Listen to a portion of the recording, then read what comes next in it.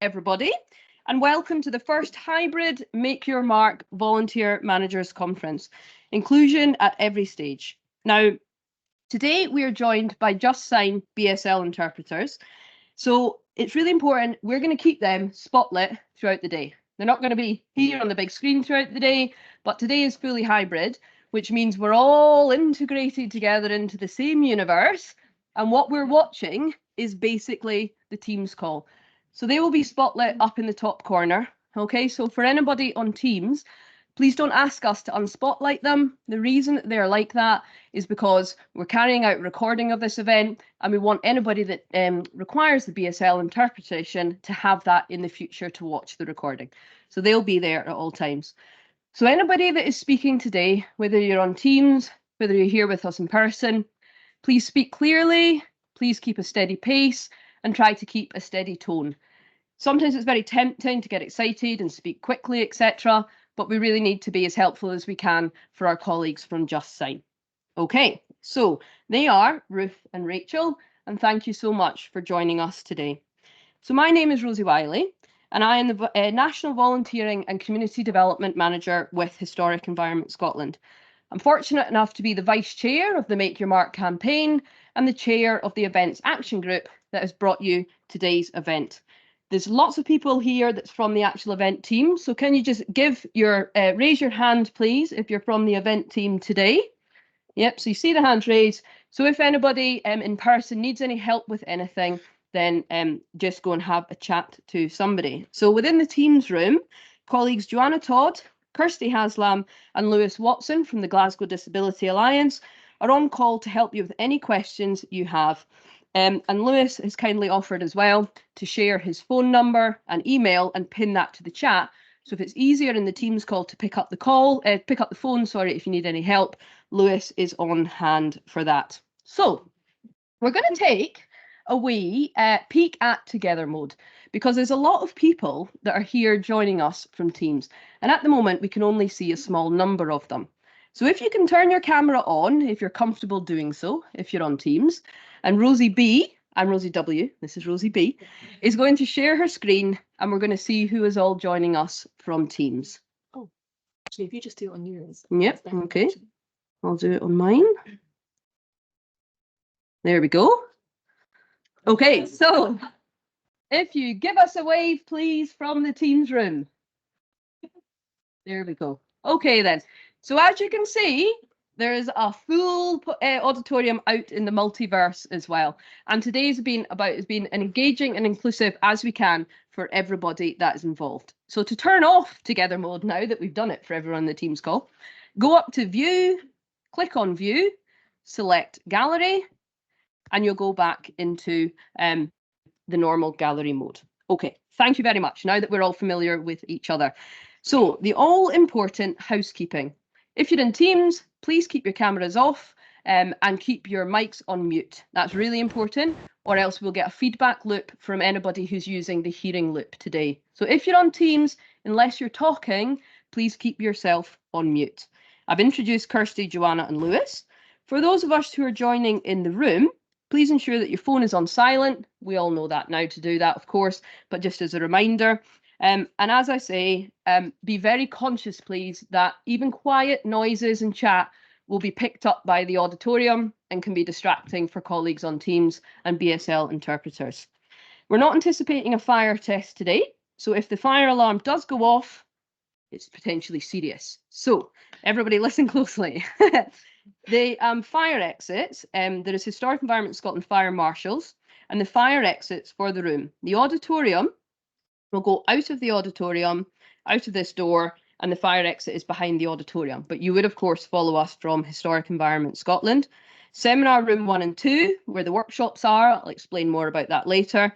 But you would go out of those seminar rooms, you would turn right and exit the building at the end of the corridor. You can see the fire exit signs and somebody will guide you if you need that additional support. Toilets, you go out of here, you turn left, you go out of here, turn right again, and you will see that there is a gender neutral and accessible toilet, and the men's and women's toilets are right next door to them. And visitor Wi-Fi is available. You've probably found it already. There's no password and no charge. We've talked about teas and coffees and water. If you need it, it must be in sealed containers if you're going to be in here. So there's a sign up when we came in, and we've explained this as well previously at registration, but there will be the photography team here. Santi, if you can give us a wave. If you do not want to feature in any photography, please just have a chat with Santi and we'll make sure that you're not. We're on social media today, so you can follow the X handle. Now it's going to be on the slide that we're going to be sharing. That is at volunteer, at Vol Organisers and at Make Your Mark Vol. And please get posting using the hashtag MYNConf24. So MYMCONF24. Okay, so what's the actual main objective of today? Well, quite simply, we want everyone to leave this event with the confidence and ideas to challenge your organisations.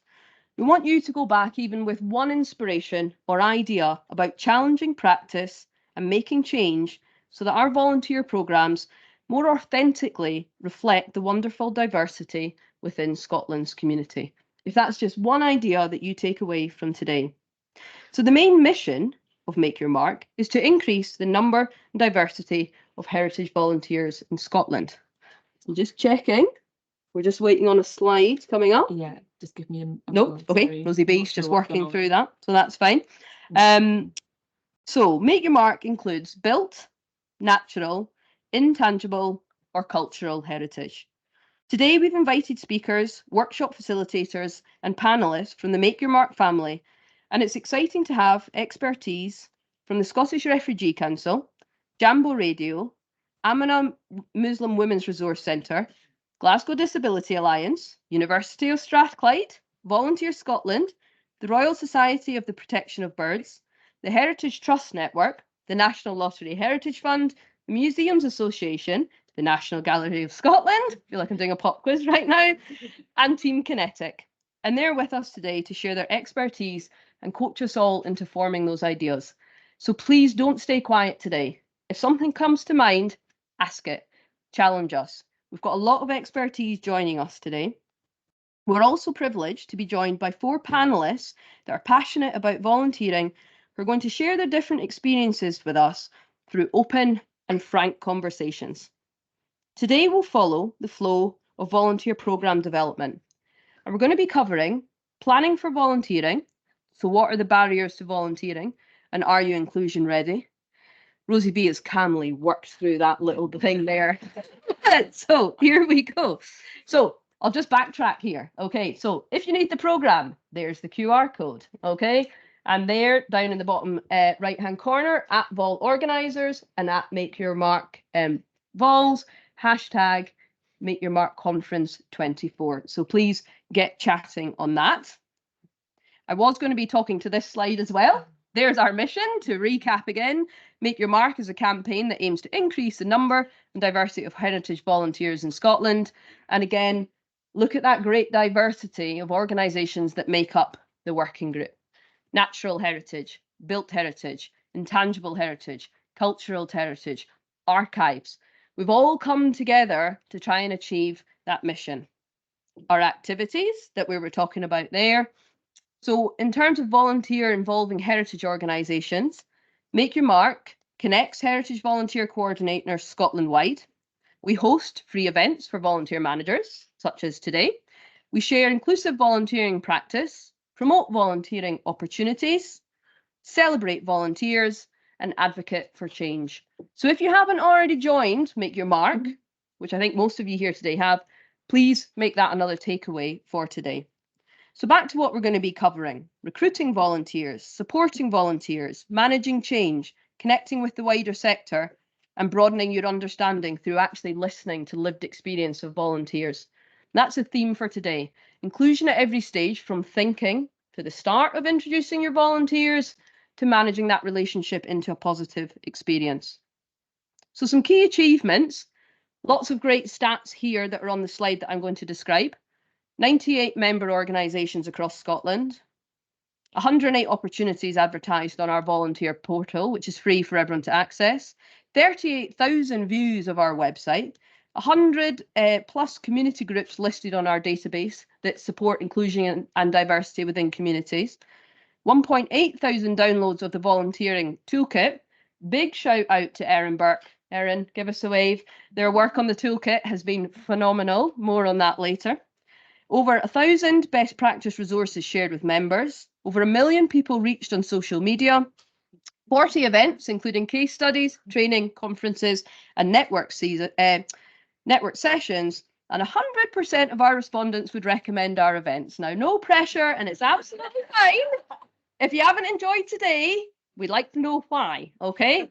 We're not suggesting we're going to stay at 100% hit rate, but we rely on everybody's feedback and we rely on honesty. Okay, and funding, very important. And also a big shout out to Jeff Sanders, give us a wave, also from the campaign group, has done an absolute power of work on securing funding as well for Make Your Mark. Okay, so the Volunteer Organisers Network, again, give us a shout if you're part of the Volunteer Organisers Network. Yep, okay, so we've got some there today. They are a peer-to-peer organisation that support networking, put on case study events, and they'll be leading our volunteering newsroom today. Okay, so we're going to do a wee Slido warm-up. Okay, so for those of you who haven't used Slido before, if you scan that QR code, okay, Slido is basically a way of keeping everybody that's in the Teams call interacting with everybody that's in the room here. Now, I will say, using Slido is absolutely not something that you must do, okay? Raise your hand, shout out, raise your Teams hand, come off mute when it's appropriate to do so. You do not have to use Slido, but it's just a way of making sure everybody's engaged when they want to do. So if you scan that QR code, okay, that will come up on your screen. It'll either auto open or you can put in slido.com into your device and then put in that code. Okay, so we're going to do a little practice one first. Okay, so we're going to start off with using polls. So on your top right hand corner, click polls. Okay, and it's going to ask you a question. To me, heritage is. So you've put that on your badge. And we have got from the room, would anybody like to shout out, if they're not using Slido, what they feel heritage is? Anybody want to shout? Valuing the past. Anybody else want to share anything that they've written on their badges? No? Okay, so it's coming up there. So you can see how it works, okay? And it takes the most dominant inputs there. Community, important, everywhere, inaccessible, super important. The past is still alive. Stories shared. Future, marvellous. Stories to hear. Right, okay, I could keep going on and do this. It's quite good fun, but I'm not going to because I just wanted to demonstrate to you how Slido works, okay? So we'll try another one, okay? The organisation I represent is. So today is about knowledge share. It's not just heritage organisations. We also invited different sectors. We've got representation from the third sector and the public sector here as well. Disability Alliance, HES, RSPB, National Lottery Heritage Fund, National Trust, Oxfam, Nature Scot, Government, Volunteer Scotland, Sustrans, The Beatles Story. Oh, that sounds good. Woodcraft, St Giles Cathedral, NHS Lancashire. Sorry, I'm doing exactly what I'm not supposed to do. Okay? Can I apologise to you, Rachel, directly? And I'm sorry for doing that. So that's a demonstration of how not to behave today. Okay, right, we need to move on. Okay, so we're also just going to demonstrate as well the Q&A function. Okay, so again, if you go back up onto your device and you'll see the Q&A, click on that. Rosie B is going to demonstrate that for us. Oh, will we get copies of the presentation? So we can share PDFs of the presentation and for people that get in touch and request that. And also this event is going to be recorded so you can watch the recording follow up. Okay, Rosie B, what is your power animal? My power animal is a panther. Always has been from when I was young in drama club. Okay, so you can see there. Any other questions that need to come through? I don't know what that. Oh, roar! Yes. Oh, that's right. Okay. Oh, I'm going to regret asking that now, aren't I? Okay. Right. Time to move on. So that's us. We're all warmed up, hopefully. Okay. So let's get underway. And we have opening remarks from Kaukab Stewart. Now, Kaukab gave these opening remarks. She is Minister for Culture, Europe and International Development on her second day after the reshuffle that happened. So we'll move on to that.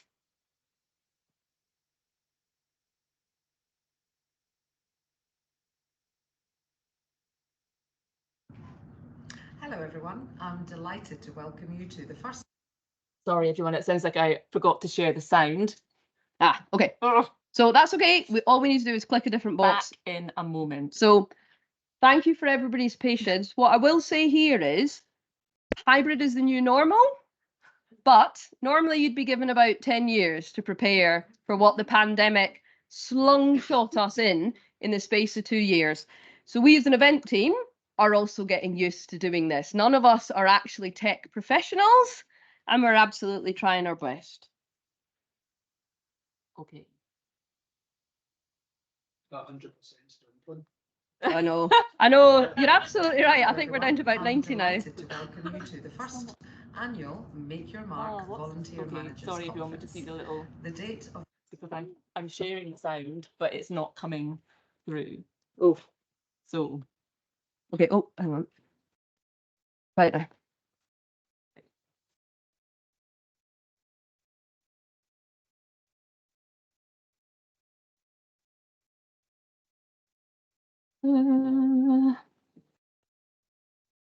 I'll mute the Teams call because the sound's coming through that. oh, is that the issue? Big. Right, okay.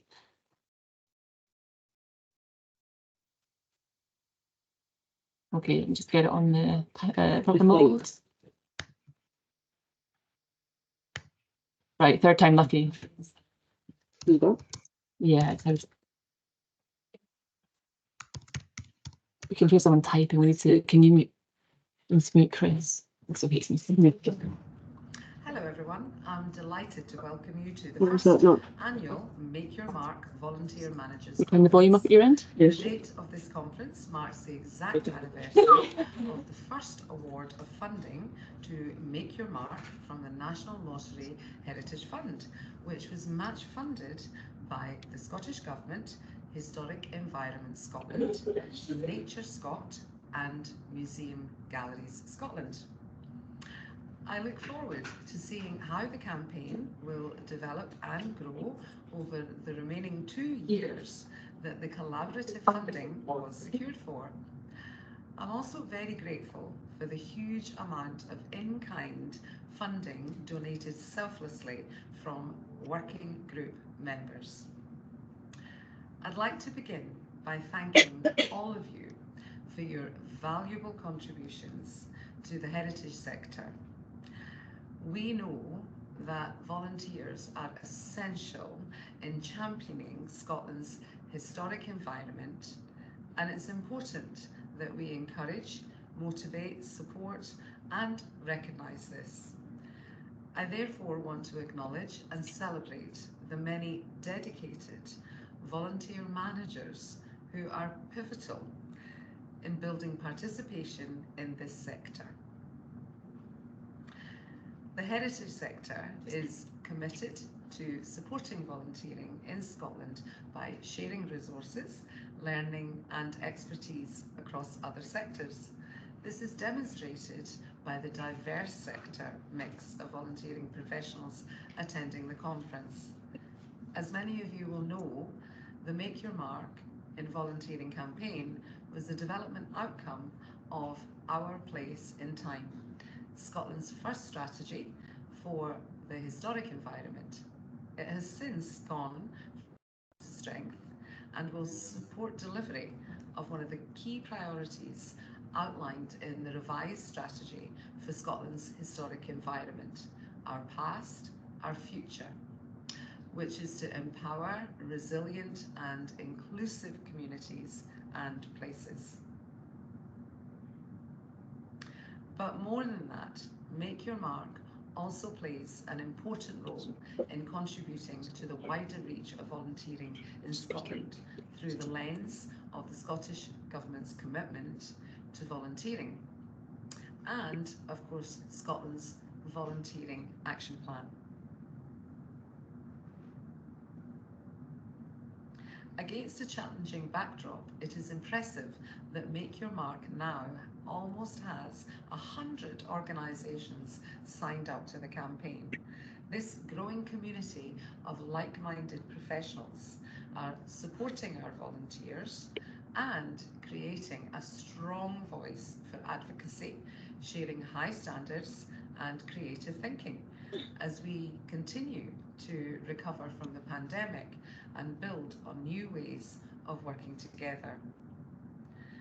Make Your Mark works in partnership with the Volunteer Organisers Network, who provide invaluable, up-to-date volunteer management advice, peer-to-peer support, and have delivered a fantastic variety of events spanning topics from green volunteering, volunteering and UK welfare benefits, removing class barriers to volunteering, and recognising racism in volunteer management. Alongside this, Make Your Mark is championing a flourishing community of volunteers who share the commonality of respect and passion for Scotland's heritage, whether that be built, natural, intangible, or cultural, enabling this community to experience the many benefits of volunteering and heritage will ensure that current and future generations of volunteers provide capacity across Scotland to protect and champion Scotland's historic environment. I'm certain that access to these volunteering opportunities is key to achieving our ambition of creating a fairer and more prosperous country with equality of opportunity for all. A country where everyone has the chance to participate and make a difference.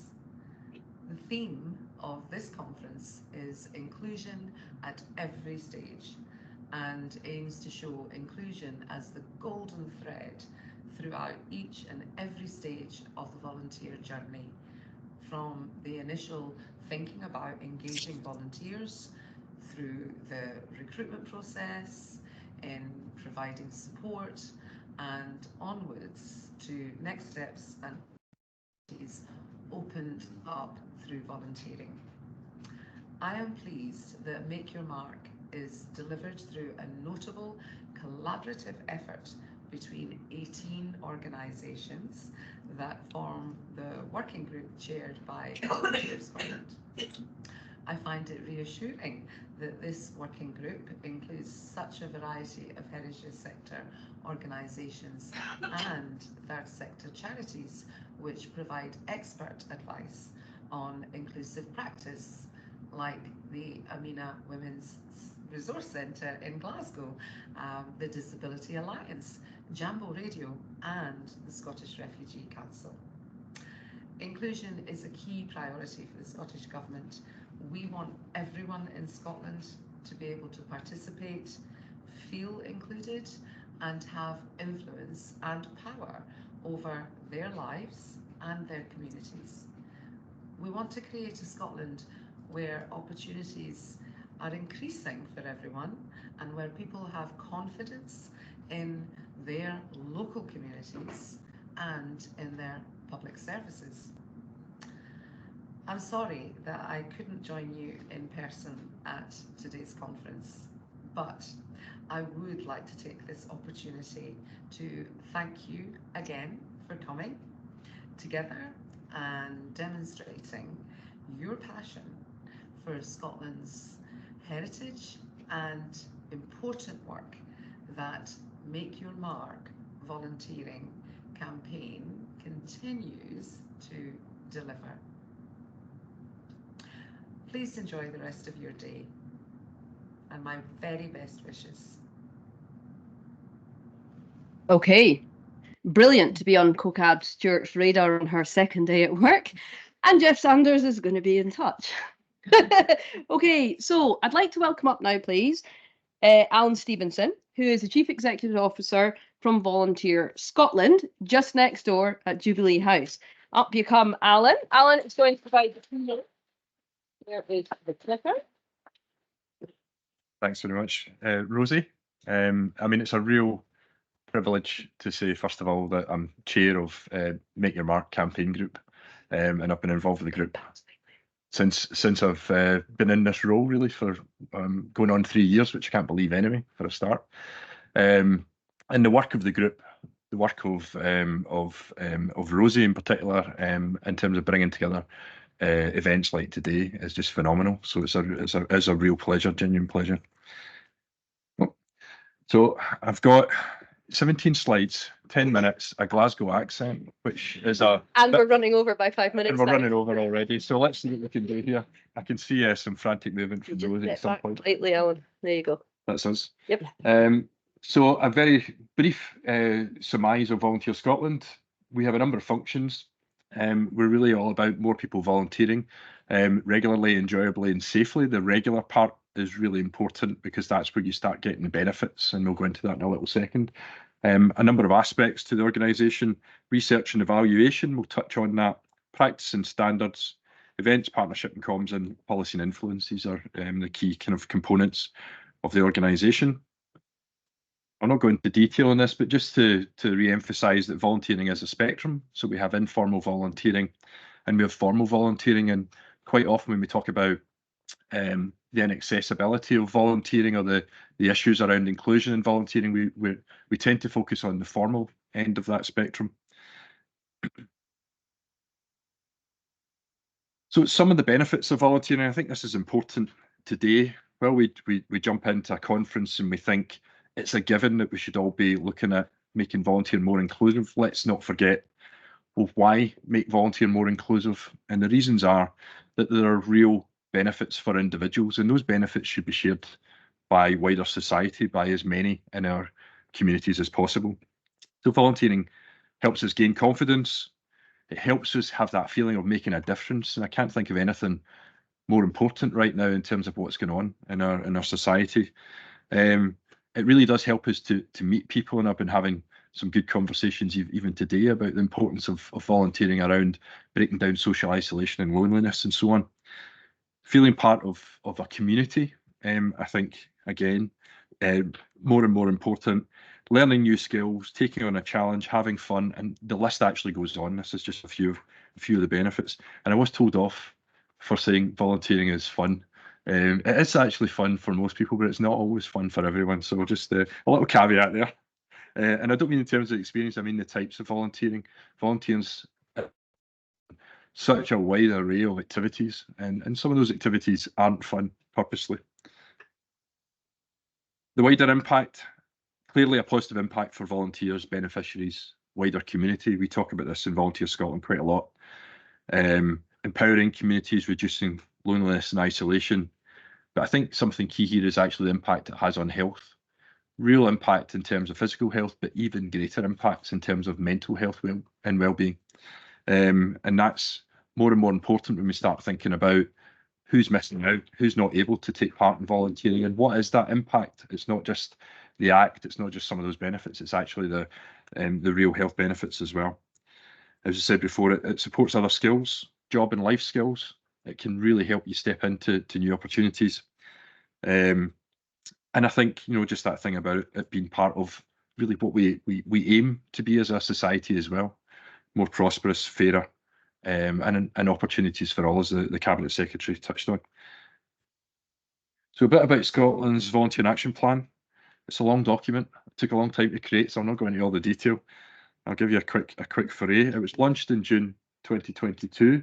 Before the action plan, there was a volunteering framework, which really set the groundwork for this action plan and process. I'm looking around this room and I can see folks who were involved in the creation of that action plan. So there were a lot of individuals from a wide variety of organisations. More than 130 organisations and individuals were involved in creation of the action plan. And there's a real focus on inclusion, and you can see that when you look at part of that circle there. It really talks about things like diversity of volunteers, and impact of making more and more inclusive opportunities, etc. But I think, as you'll find out today, it's much more than that.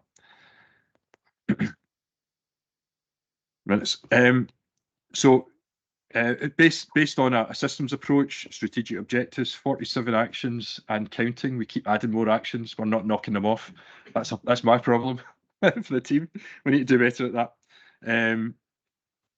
And some of those objectives, you can see again, inclusion running through those. So who will ensuring that volunteer participation, especially for those that are going to gain most benefit, the barriers to participation. These are key VAP objectives, but actually inclusion is at every stage of the action plan as well as at every stage of volunteer management.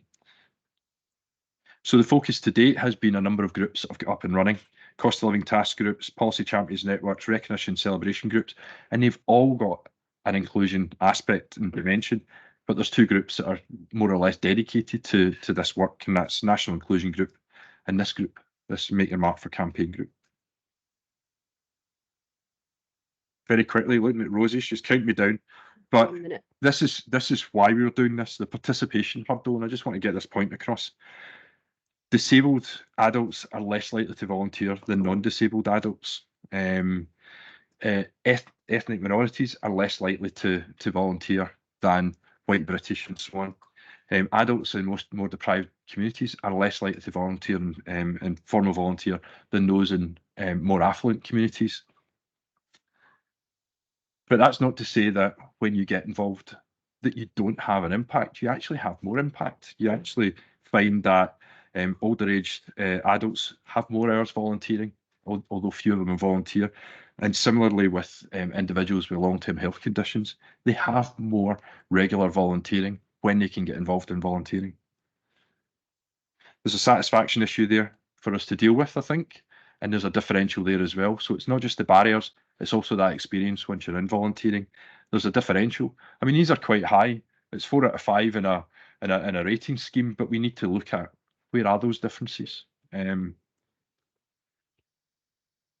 I'll just kind of I'll roll us up a little bit, moving on. But final thoughts. So volunteering is good for individuals, communities, and society. It's beneficial for those subject to exclusion and disadvantage in particular. We need to be clear. Participation and satisfaction issues are there for us to address, and this is part of today. We must look at encouraging more inclusive volunteering from a range of perspectives. And for us, that's policy, it's funding. But for you guys today, I think it is in that space of practice. So today is about you thinking about what you're going to take away, that one thing, what you're going to apply, again, whether it's that one or more thing, but think about how you influence others. So this is a group of more than 100 individuals in rooms throughout the day. How will you take this message further? How will you spread the great practice that you're learning into other areas, into others you meet, into other conversations that you have? For me, for Volunteer Scotland, the single biggest challenge and opportunity right now is inclusive volunteering. Sorry, Rosie. Final thought, because I really love this quote. This comes from Maya Angelou, composer, writer. I've learned that people will forget what you said. People will forget what I said. People will forget what you've done, but people will never forget how you made them feel. And I think that is, if there's one thing you take away from this presentation, it's that, and apply that to your work. Thank you.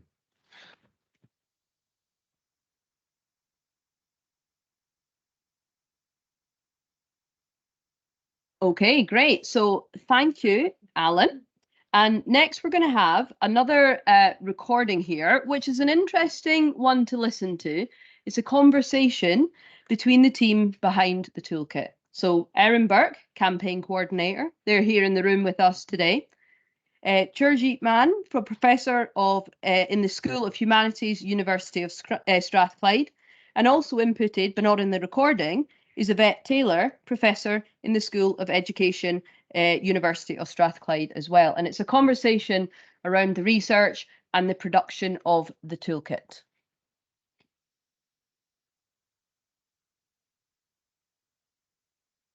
Hello.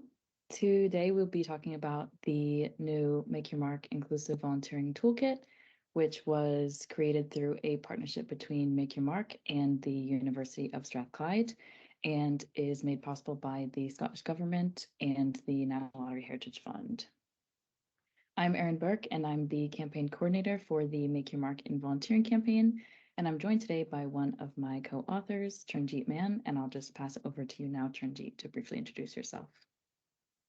Thank you, Erin. I am Churnjeet Mahn. I am a professor of English in the Department of Humanities at the University of Strathclyde, and I have a broad interest in inequalities, especially with a focus on racial inequality and sexuality. And I'll pass back to Erin. Great, thanks. So today we are going to cover the research process behind creating the toolkit, highlight key findings and takeaways from the data, and then also we will discuss how the toolkit is being put into practice and what the next steps for the toolkit are. So to inform the toolkit, research was undertaken into who volunteers in Scotland and why or why not. And this research consisted of surveying the Make Your Mark membership of volunteer organizers, conducting desk-based research, and also hosting focus groups with marginalized communities excluded from volunteering. So this included African and Caribbean people, Muslim women, disabled people, and also students with LGBTQ representation. And now we will dig a little deeper into what we uncovered during the research process. So I will hand it over to my colleague Churnjeet to discuss some key takeaways from the data. Thank you so much, Erin. I want to give a brief shout out to another one of our co-authors, Yvette Taylor, who is from the Institute of Education at the University of Strathclyde, who unfortunately couldn't make it today, but I'll be talking about some of her work as well. So there is a report from this project, and I am really aware that people often don't have the time to read the report. So I'm going to be dead cheeky and read out the first paragraph of the report from our key findings. Although inclusion has been a priority of national volunteering agendas in Scotland for almost 2 decades, systemic inequalities, a lack of staff and funding dedicated to volunteering, a lack of volunteer equalities data, and entrenched organisational cultures contribute to make formal volunteering inaccessible for many people, especially those from marginalised groups. However, it is again important to note that marginalised people have historically and currently volunteer informally at high rates, a practice necessitated by long-term exclusion from access to economic, social, and political and cultural privilege. I think, to me, that's incredibly important because there are some of these issues which we seem to be dealing with again and again and again. So despite decades of equality legislation, protection, inclusion initiatives, there seem to be some barriers which persist for longer. And I think it's not just that those specific barriers persist for longer, it's that organizational cultures and mechanisms around those barriers adapt to make sure they stay in place. So every time we take a brick away, something else comes along to make that wall and that barrier even harder to get over.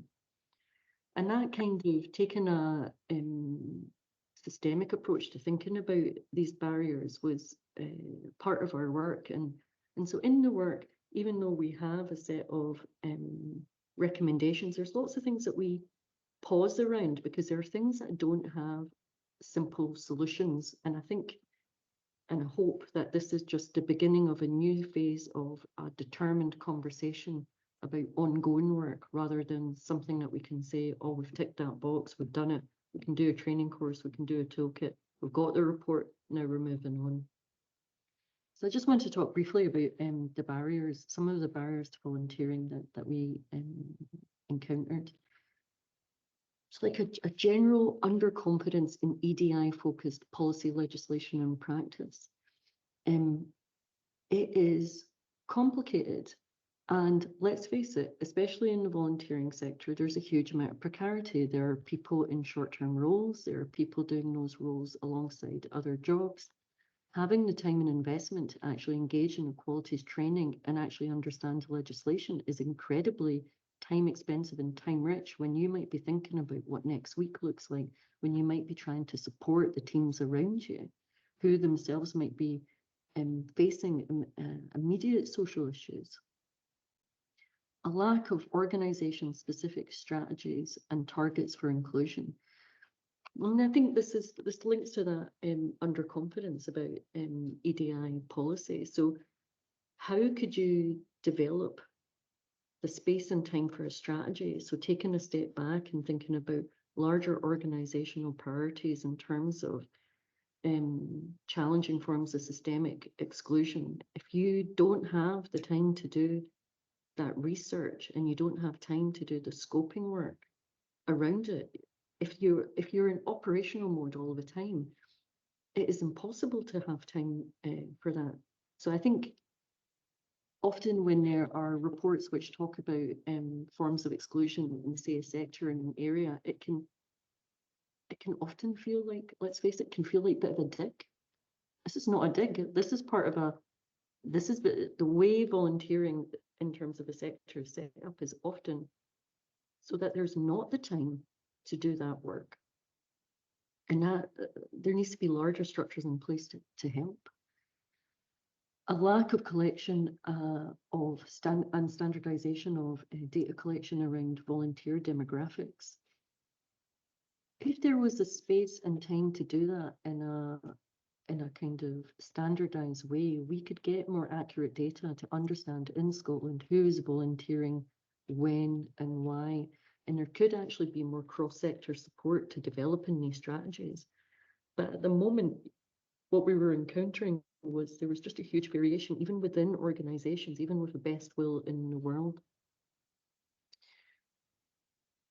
The impact of COVID-19 and the cost of living crisis was just omnipresent. It was taking services that were stretched and taking them to breaking point. And it was also introducing new forms of exclusion that we just haven't had the time to kind of fully understand the ramifications of. So I think one of the things that we continue to see in the volunteering sector is that they're at the sharp end of dealing with moments of crisis before they've even been articulated.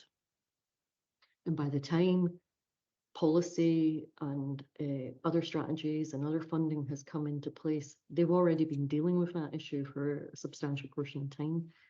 So how do we think about more rapid responses or having the capacity to support volunteer organisations for more rapid responses to events and forms of social crisis, which we know will have a disproportionate impact on minoritized populations? There seemed to be an ongoing perception that volunteering was predominantly for white, non-disabled and middle-class people, and that continued to entrench existing inequalities. And it was an attitude we found throughout, even when there wasn't firm evidence to show that's what our culture was like or intended to be like that. It was a perception which sometimes became a kind of self-fulfilling prophecy. So those were some of the key findings that we had in terms of the barriers, but I just want to also point out that there was a huge amount of enabling work to volunteering and a huge number of positive case studies that were coming up. I think what we were finding, though, is that they were often atomized and led by individuals within a huge amount of enthusiasm.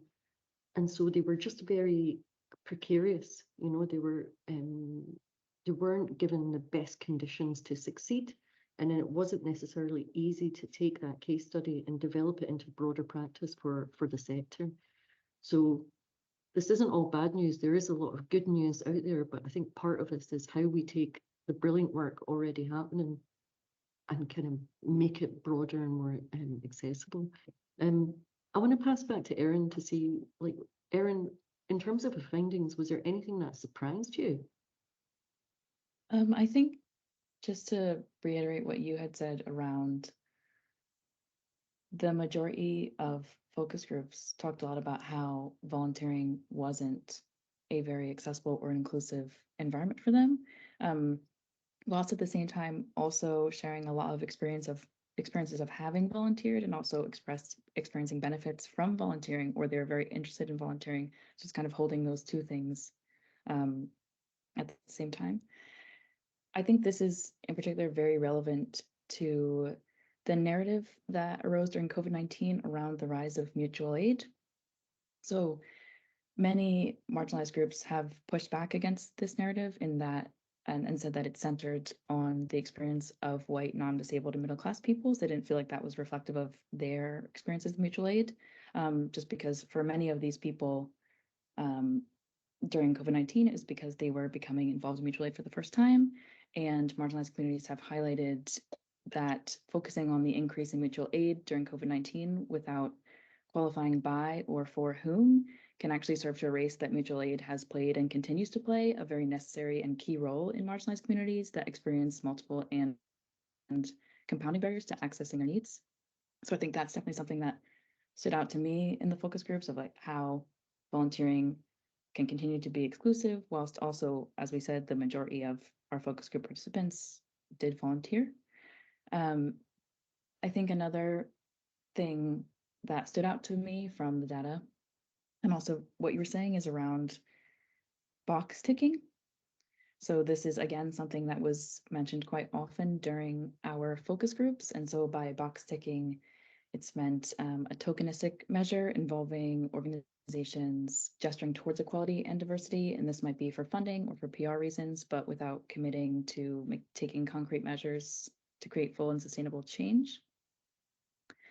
And this has really informed a change in the campaign's approach, Make Your Mark's approach, in that I think the campaign and also a lot of resources around inclusive volunteering, the majority of them do seem to focus on inclusive recruitment.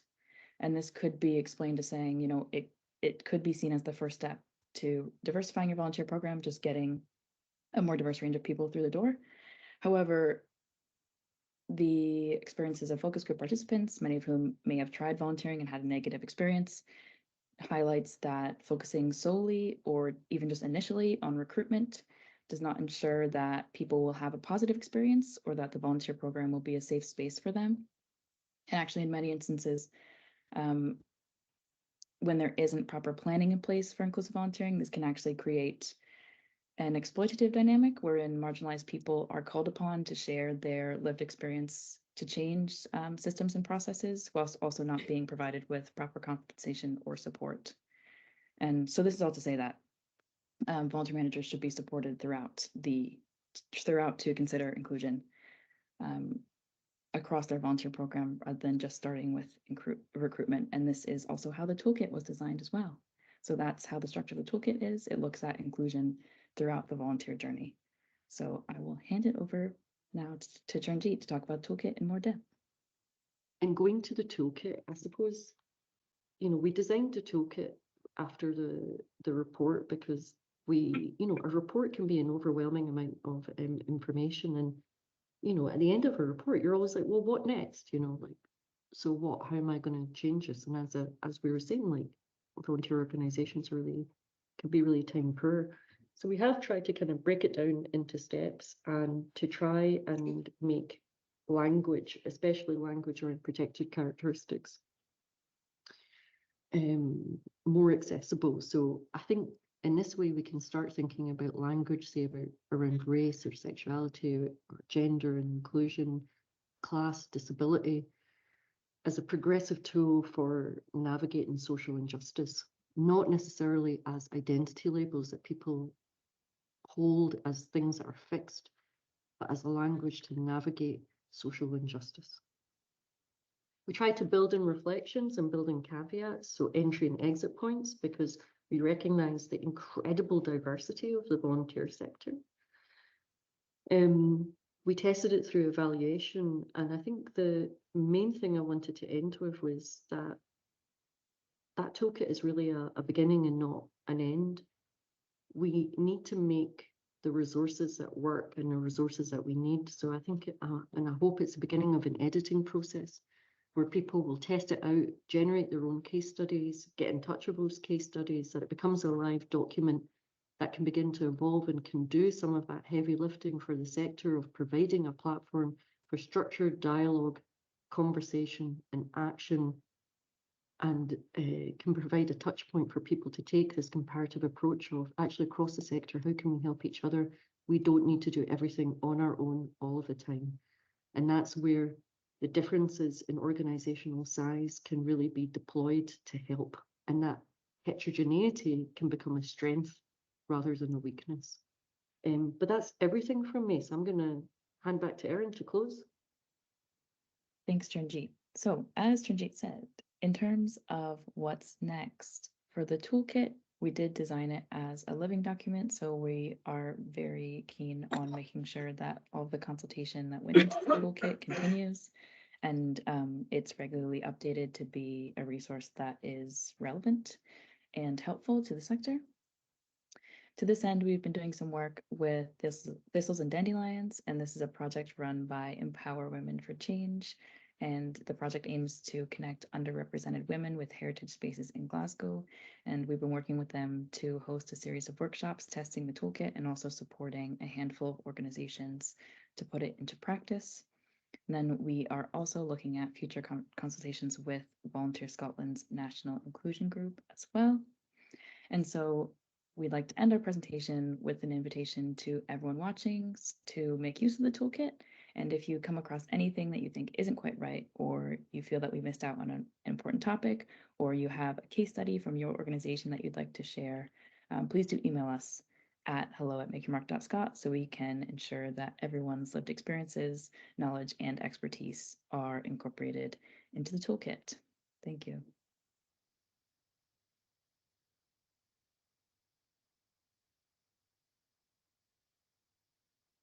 Brilliant. Thank you very much for the recording, and thank you, Erin, live here in person. Now, there's a couple of questions that have been coming through the Slido, which is fantastic, and we're going to weave them into an upcoming Q&A rather than have those now. So we're just going to put out 2 chairs for the next presenters, and that is going to be Glasgow Disability Alliance, and they're going to be talking about involving disabled people in volunteering. So we're going to be joined by Hannah Reynolds, Digital Inclusion Manager from Glasgow Disability Alliance, Kenny Bates, Learning Manager from Glasgow Disability Alliance, and Paul Cunningham from Glasgow Disability Alliance, who is a Drivers for Change member. I'd just like to say that Paul's dog, Mikey, is working today. So please don't disturb Mikey, don't offer Mikey any treats or anything like that as the day progresses. Paul has said the breaks and lunch, etc. If you do want to go up and say hello, then please say hello to Paul first to start that conversation. Okay, if you'd like to come up.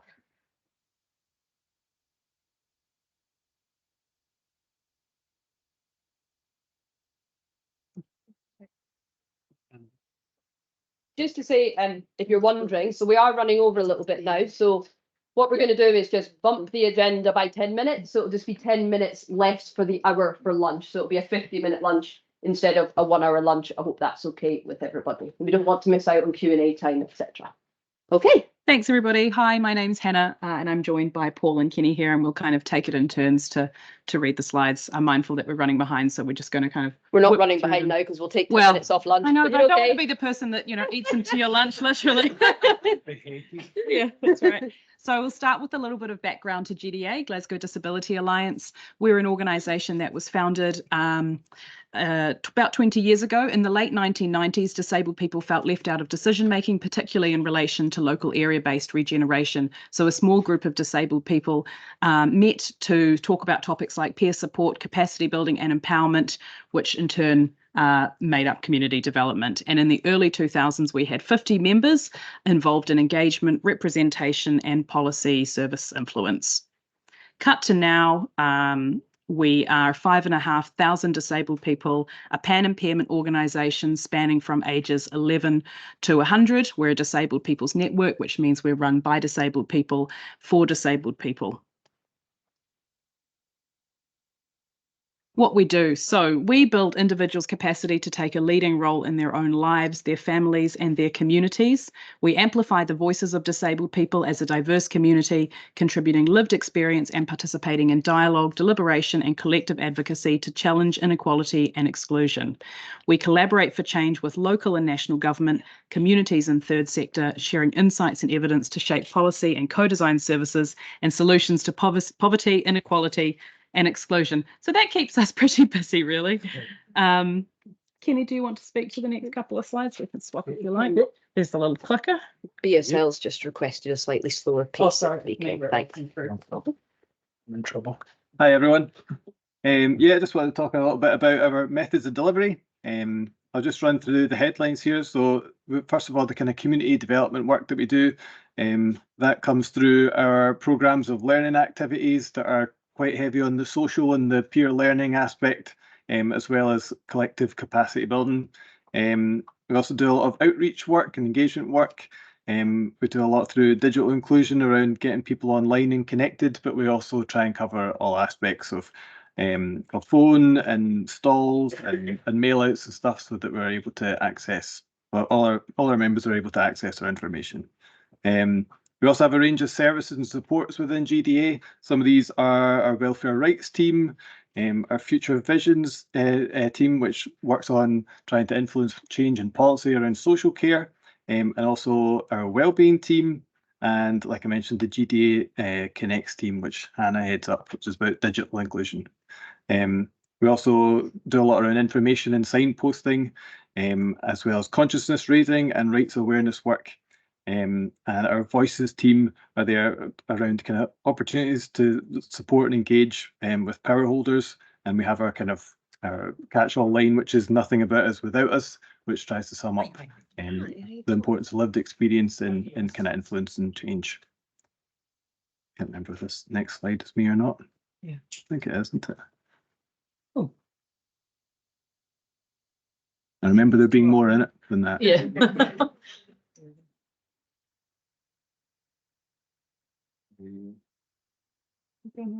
I don't know. Oh, maybe just go on one more. There you Nice one. You may as well just keep going. Cool. Okay, so yeah, there's certain challenges, of course, around that we see faced when talking about disabled people getting involved in volunteering. Despite disabled people wanting to volunteer and having lots to offer, of those that we spoke with, disabled people are 3 to 5 times less likely to be involved in 3.5 times less likely to be involved in formal volunteering than non-disabled people. 27% of the population were involved in formal volunteering in the last 12 months, and of these, 6% were disabled adults and 21% were non-disabled adults.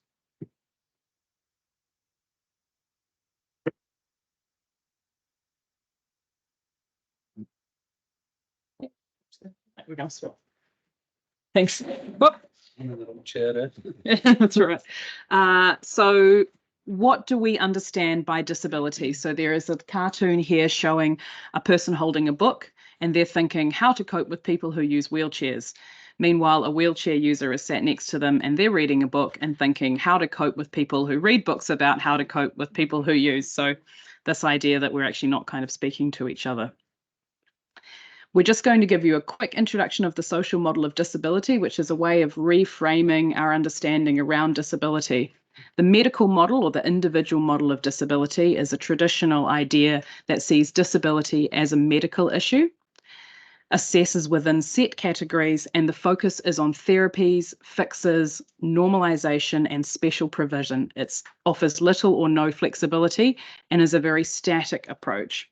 So the cartoon graphic in the middle of the slide there says the social model of disability, and it's comparing the medical model on the left. So there's a doctor speaking to a person using a wheelchair, and the doctor is saying, you are disabled by your impairment. We need to fix you so you can climb the step.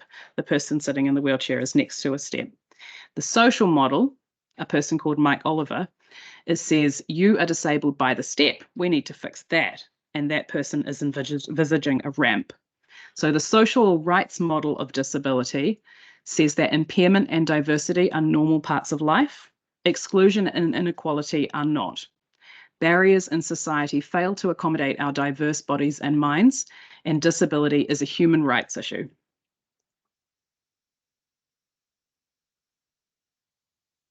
I can keep going. Yeah. Sorry. Some wider barriers to participation. There's a diagram here showing the interconnected barriers which disabled people face to participation across a range of life areas. These are structural and institutional, so how policies and services are designed and delivered, failing disabled people and interacting to cause inequalities and injustice. Physical and environmental, housing and the built environment, how these are designed without disabled people in mind. And in addition, attitudinal barriers include low expectations, stigma, discrimination, and even hate crime. Oh, we seem to have lost the heading for that slide. It probably said something like barriers. So finding an accessible volunteering opportunity, location, and role.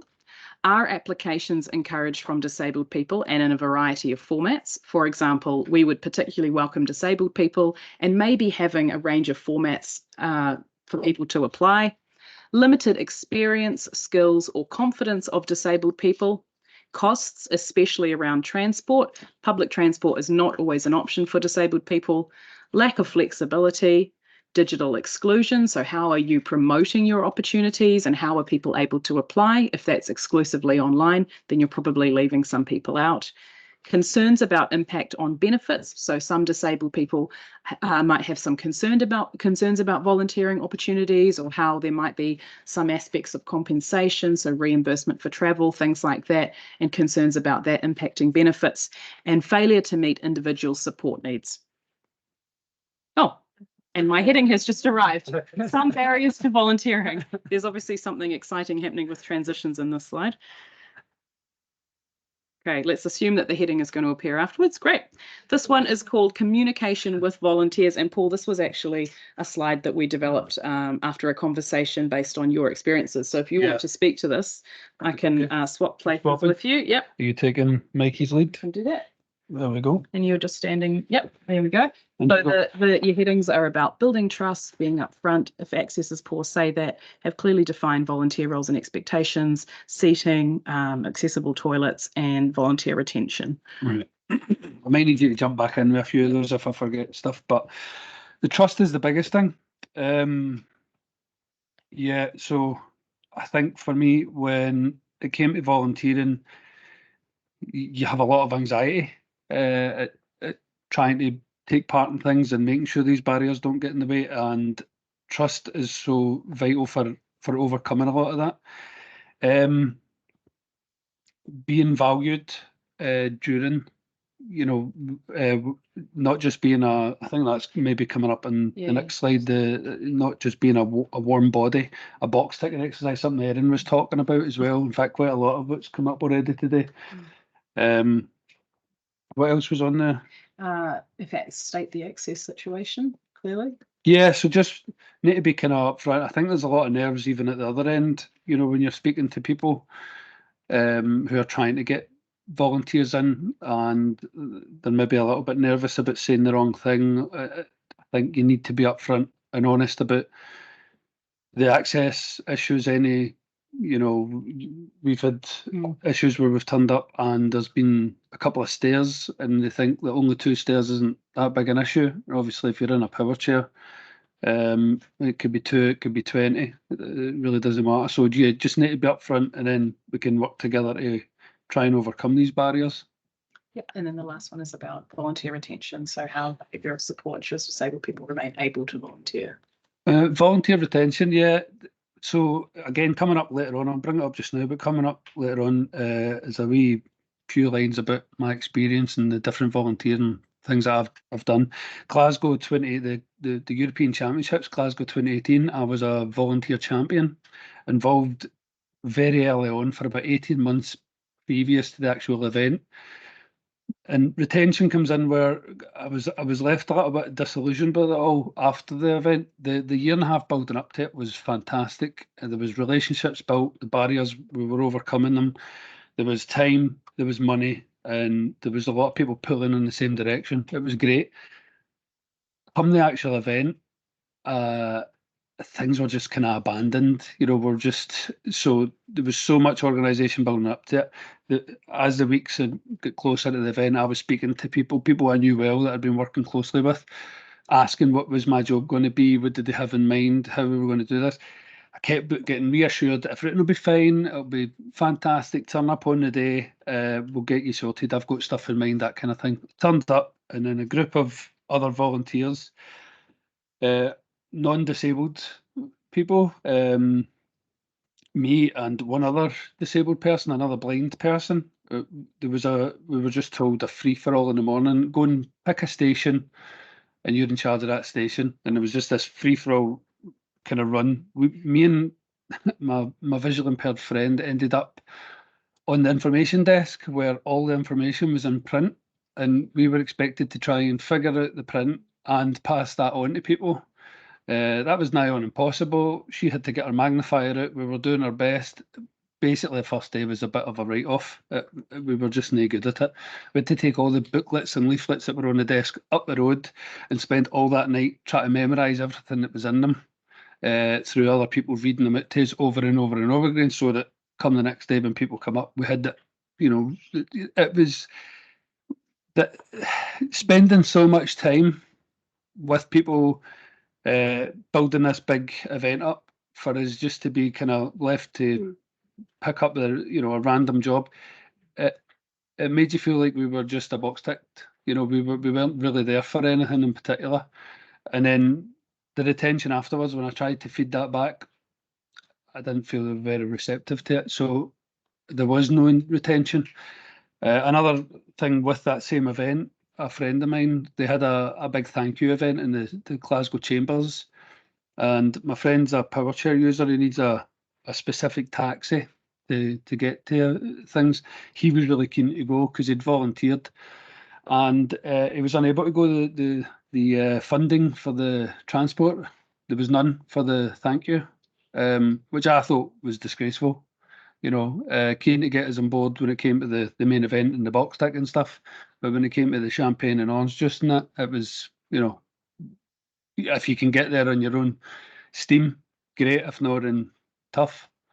So the retention there, obviously you can imagine people weren't keen to sign back up to things like that again. A little bit disillusioned.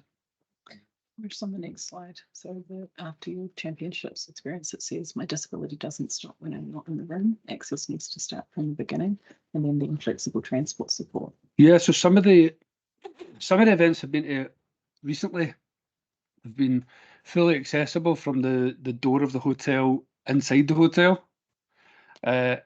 which is no good to you. It was at the Radisson Red, and we had this room up the stairs, but there was loads of other events going on at the hotel, and me and my other visually impaired friend trying to fight our way through to find out where the place was that we were supposed to be. It was very difficult.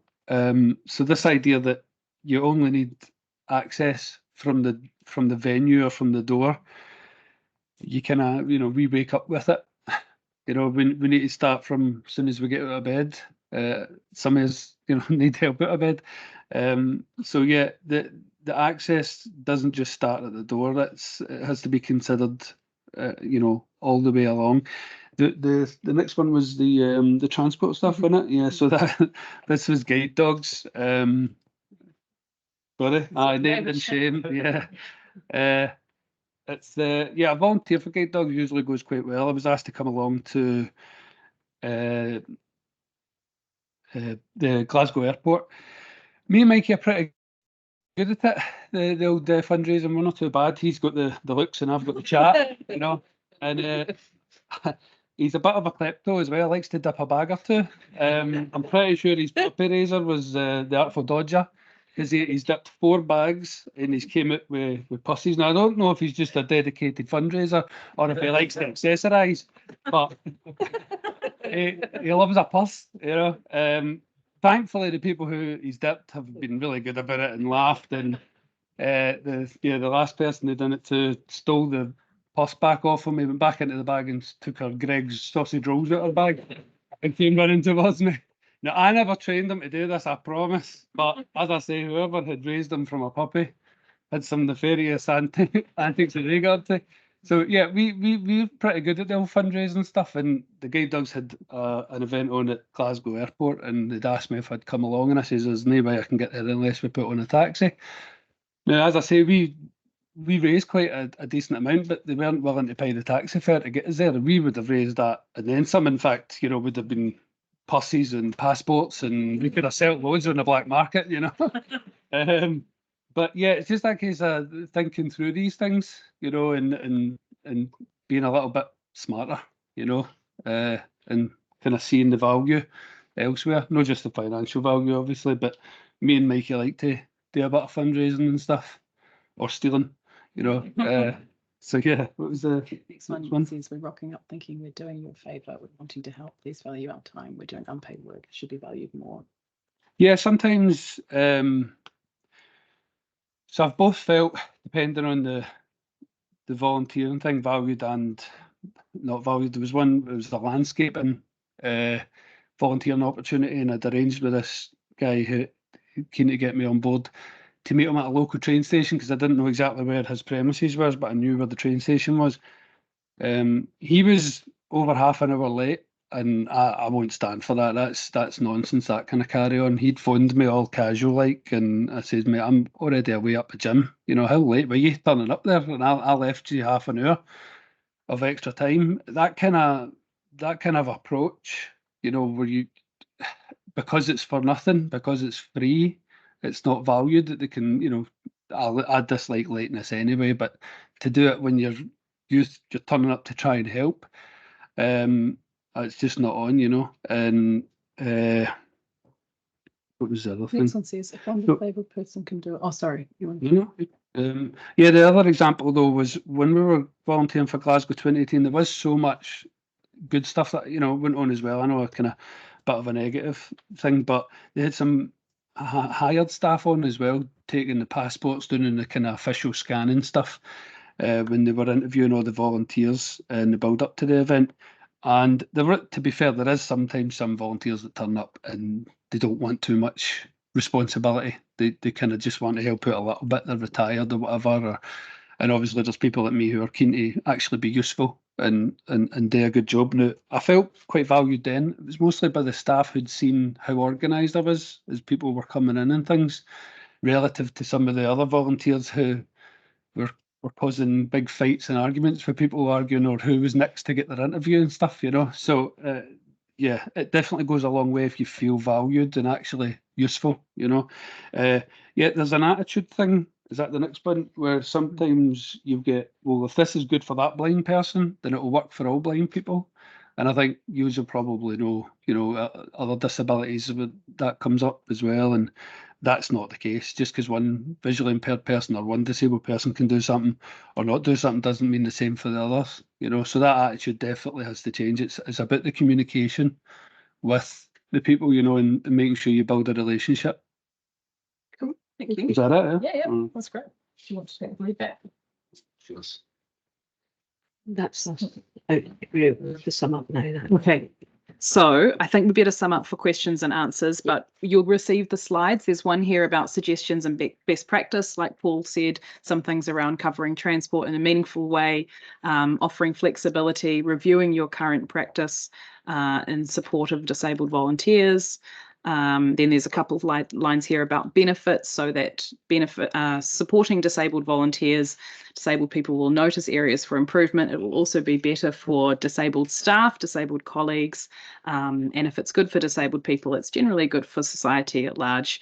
And if places are accessible or inaccessible, that kind of information travels.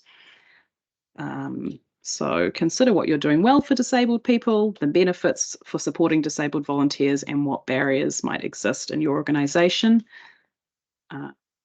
Sorry, we made a lot of slides as it turned out. Yeah, that's basically it. I think we can go to questions if you want. Okay, thank you very much.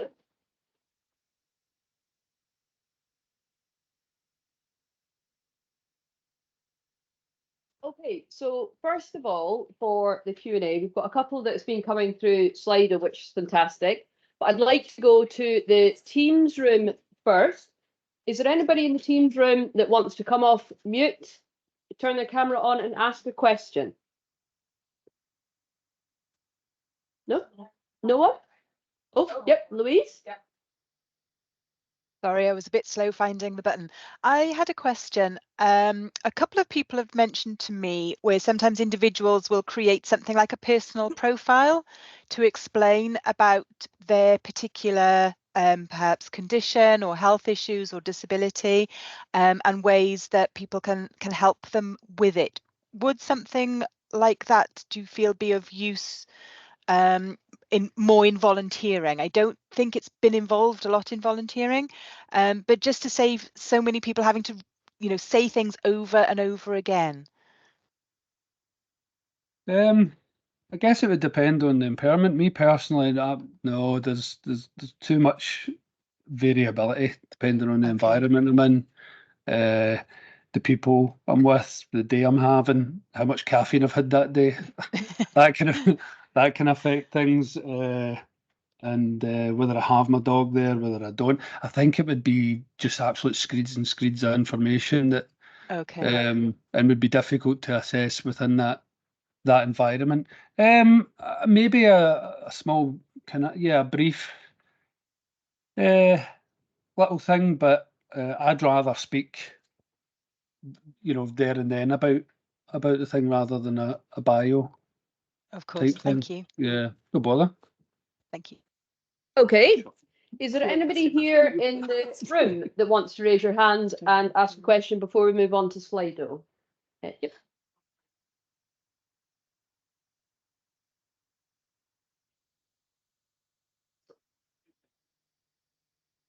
gone very online, and one of the things that we've noticed is that offline communication doesn't work so well. So I just wondered if you had any recommendations around what the best kind of offline promotional stuff would be. Some of the stuff we did during the Glasgow 2018 was to go to events. In fact, I'm pretty sure I've been in this room before, and I think it was to recruit folk. So yeah, so we were turning up at universities, we were turning up at GDA events. So in the room, speaking to people, that that was one of the things I did. Anything to add into that? Yeah, I think that probably advertising your opportunities in a range of formats. So all of our materials will go out by kind of traditional means, email, post, but then also having formats available like audio recording or braille. I think if you're thinking there's a community that's not represented, it's probably not because they're not interested, it's probably because they're harder to reach. Mm-hmm. So speaking to other organisations that are working with that target group, channeling information through them, GDA, WESREC, Yeah. CRE. Up events as well. GDA do that, don't they? Yeah. Have stalls at events, things like that. Translated into other community languages. I think that's probably pretty good practice. Or get your dog to dip their bag so you get the information, contact them directly. That's not an official GDA recommendation. I don't think it's a guide dog recommendation. Okay, so there's a few questions that are coming through the Slido that are around about advertising roles and inclusivity and how to make show that roles are inclusive and actually the content and structure of that. So I wonder, instead of going through all of those questions, is there guidance, is there toolkits, etc., that people can go to your website on to access information and guidance on that topic? Around making opportunities accessible and so if volunteer managers are thinking about advertising the roles, what's the best media to use, what content should be in them to show how roles are actually accessible, locations for advertisement, etc., because there's a few questions around that same theme. There's a question, how do we advertise to disabled people to show that our roles are accessible? I think, like we'd said in the presentation, definitely stating the access situation truthfully is really valuable. So we had an experience with Doors Open Day a couple of years ago, that the experience Paul mentioned, where we turned up and they'd said it was an accessible building, and I was with a power chair user and there were 4 steps to the kind of cafeteria lunch area and we couldn't get in. And they'd kind of said, oh yeah, but the rest of the building is fine. And I said, well, yeah, but we can't go and have a cup of tea, and we're kind of excluded from that area. And actually they did take that on board, and in future Doors Open Day materials, people had very truthfully stated the access situation. I think sometimes there can be a little bit of a desire to seem really inclusive, and that's great, particularly if it's truthful. But actually what disabled people want to know is the true situation. So if there are stairs, if you don't have a budget for transport, things like that, it's definitely worth saying. But otherwise, in terms of just some of the other questions, like some of that can be hidden with volunteering opportunities, so they may have a limited budget, so they'll keep that kind of quiet until somebody becomes desperate to the point of asking. That's not always ideal. either, making, definitely putting front and centre that there is a budget available for people who might struggle with transport, that kind of thing. And the toolkit is actually a really great starting point that Erin and the rest of Make Your Mark have developed. That features some real key things around involving disabled people, broadening access, things like that around recruitment. Okay. There's an interesting one that's put in earlier, and it's around about it's still about that kind of recruitment side of things, and it's a question around about, is it okay to use actors to represent a more diverse range of volunteers in advertising roles to try and increase diversity within volunteering, when actually your current volunteers would only show white non-disabled people? And it's that, where is the boundaries, and what is people's feeling on that? That is a great question, and I think it's definitely worth demonstrating diversity in advertising. If that's not your current situation, let's make it your current situation. Yeah. But I would always say actors need to have those protected characteristics. So disabled people portraying disabled people, people from LGBTQ+ backgrounds portraying people with those protected characteristics. We definitely wouldn't encourage anybody who's not disabled to be imitating a disabled person. Did you want to comment on that? I would agree with that. When it comes to trying to portray, it's a slippery slope. No, I think they should just try and do a better job of getting, protected characteristics involved. Yep. Okay, so yes, what we want to avoid there obviously is people having an expectation and then engaging with the organisation and realising that was tokenism advertisement.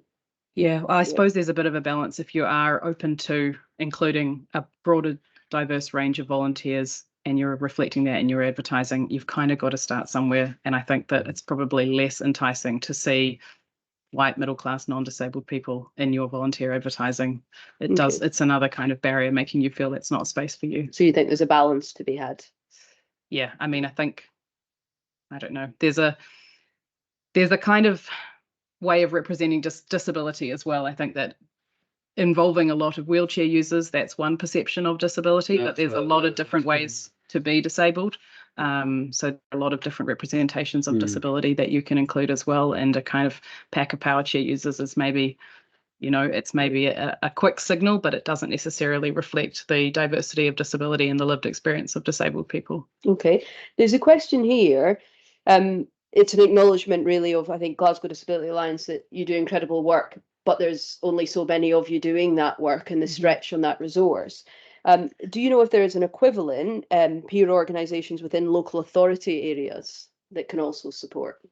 There aren't other organisations as established as Glasgow Disability Alliance, but there, generally speaking, are some local disability groups in other council areas. So inclusive living centres, like GSIL, GSIL and other kind of inclusive living centres and other organisations in other areas.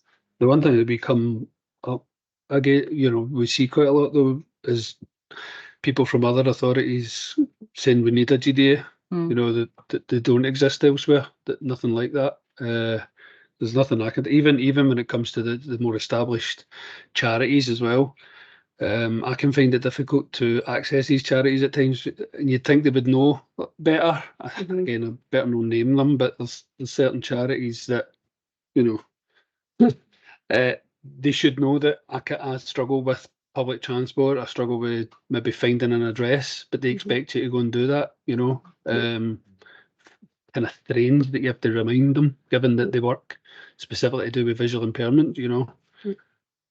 Okay, and I think our one of the kind of journey we've been on here with Make Your Mark and thinking about that planning stages. So we wanted to work with Glasgow Disability Alliance, and that was actually about where can we find that funding and pay for that service, and not make the assumption that that service is free and that they can pay. That they can do that unpaid. And so planning for your project in advance, planning for your budget for next year, the year after that. And we've got a member of GDA in the call who's digital accessibility expert.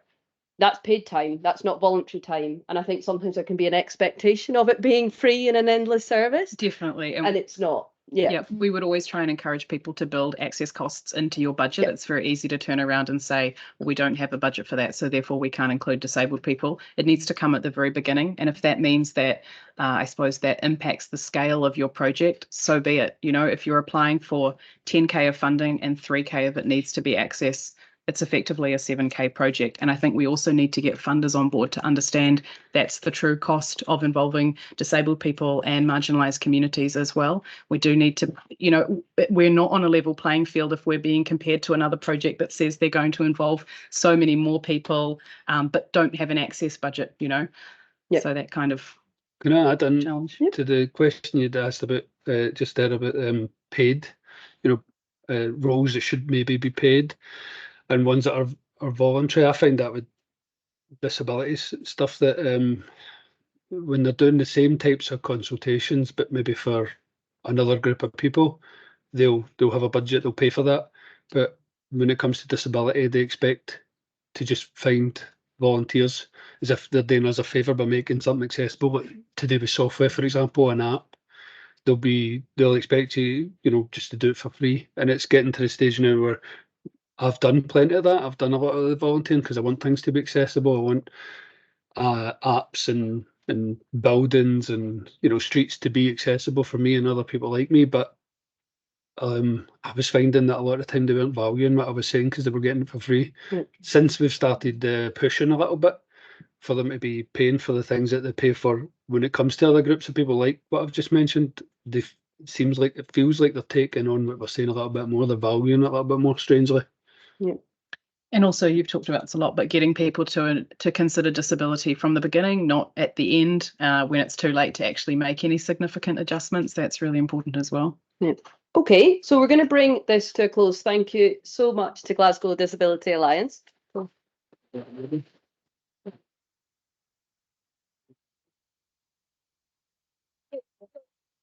Glasgow Disability Alliance, they are here for the day, so you know we have got the break and the lunch, so I'm happy to have those chats. And again, please just respect that Mikey is also working. Make sure your handbags are closed. Okay, so if we can come back here at 11:45, please. As I say, we are running over, so we're going to take that time back out of the lunch break. But back in here at 11:45, I'll make an announcement out in the auditorium, and from the Teams room, we'll see you back then. Thank you.